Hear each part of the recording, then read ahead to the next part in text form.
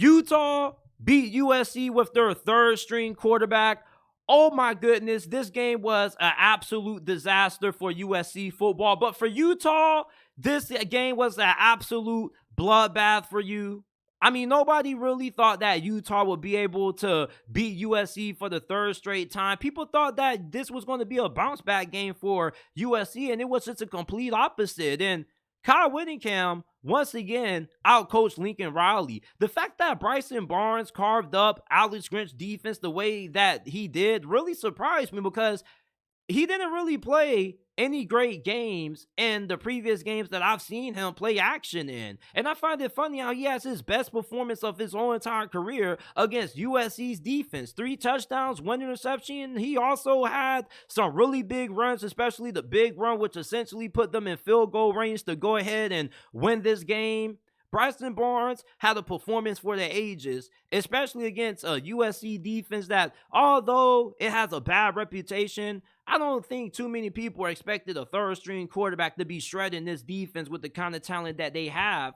And the star of this game wasn't even Bryson Barnes. It was Sione Vaki, or Sione Viaki. I'm sorry if I mispronounced it. I think it's Sione Vaki. Sione Vaki.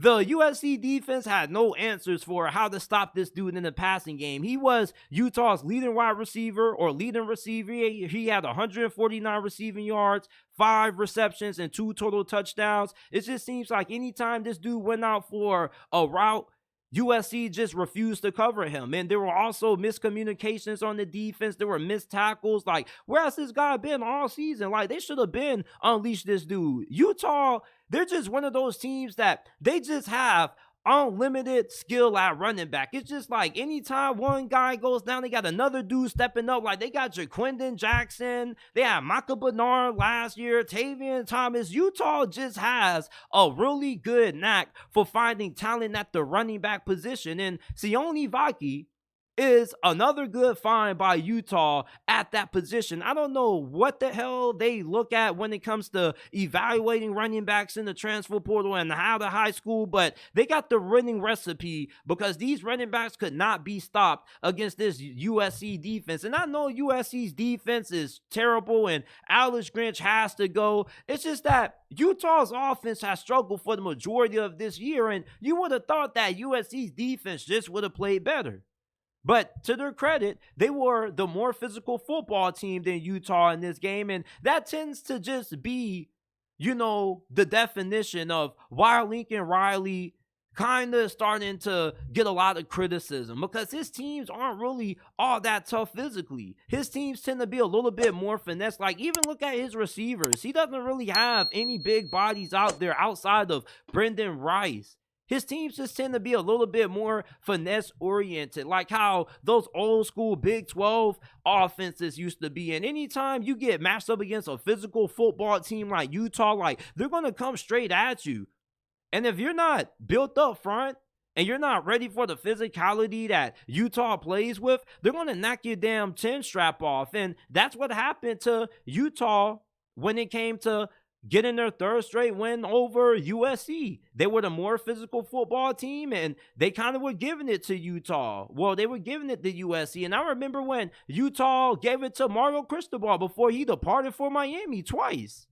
It's just Utah's just one of those teams that they're a really scrappy football team. They may not be as talented as what USC is when it comes to stars ranking, but when it comes to player development, they're one of the best programs in the country. And that's why you can't judge every team by the amount of 5- and 4-star players that they have on their team, because certain teams are just really good at recruiting 3- 4-star guys, and then they can develop those guys into pretty good players. And that's what Utah does a really good job at. And they also did a really good job at getting after Caleb Williams.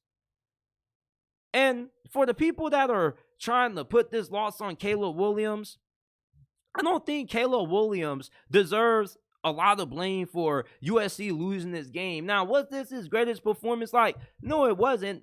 He definitely has played better. But at the same time, Utah does have one of the best defenses in the whole entire Pac-12. If not, they probably do have the best defense in this conference. And they have one of the best defenses in all of college football.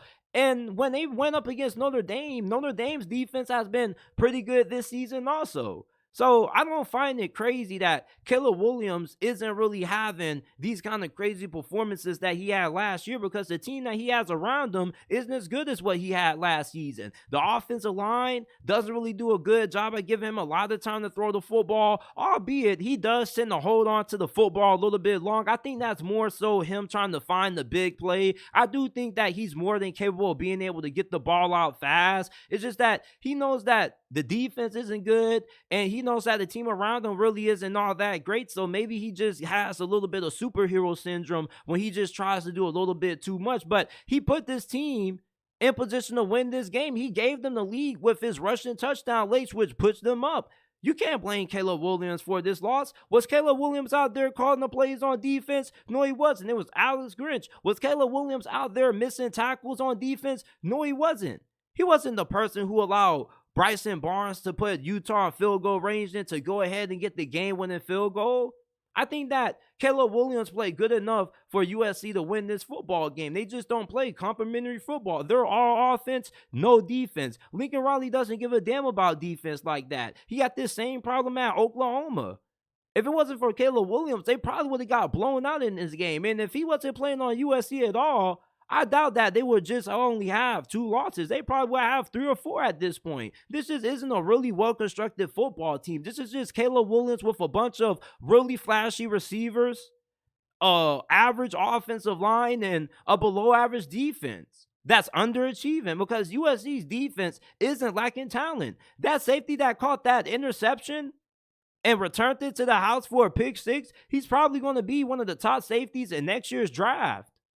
But they just don't really utilize their personnel all that bad. And I don't know what Alex Grinch has on Lincoln Riley, what dirt he has on him, and why Lincoln Riley doesn't part ways with him. But it's just really weird that he brought this dude with him from Oklahoma to USC, and the defense is still having the same problems. I just think that Lincoln Riley just doesn't give a F and a hoots and hollers about playing great defense. He just feels like F it. Like, I got a great quarterback. I got wide receivers. Like, we can just outscore you. But the problem with that is what's going to happen when you get faced off against physical football teams like Utah that can really beat you up.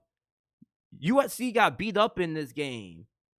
I'm pretty sure when USC woke up after this flight home on Sunday morning, they felt this game. It was sore. This was one of those games that you was going to have to sit in the ice tub for. They were missing tackles. Like, USC just wasn't a really well-coached and fundamentally sound football team. And they haven't looked like that for the better half of this season. Now, they do have some of the best teams in the Pac-12 coming up. Oregon, they got to play. I'm not counting out USC as long as Caleb Williams plays. Like, people are questioning Caleb Williams' commitment. Is he going to quit on the team? Caleb Williams doesn't seem like that kind of person where he's going to quit on his teammates. Like, all his teammates talk about him in high regard, and he's a really good worker. I just think that a lot of people are making assumptions about Caleb Williams' character that ain't really that true. But Utah, they stunned USC 34-32. Kyle Whittingham gets his 3rd straight win over Lincoln Riley and the Trojans.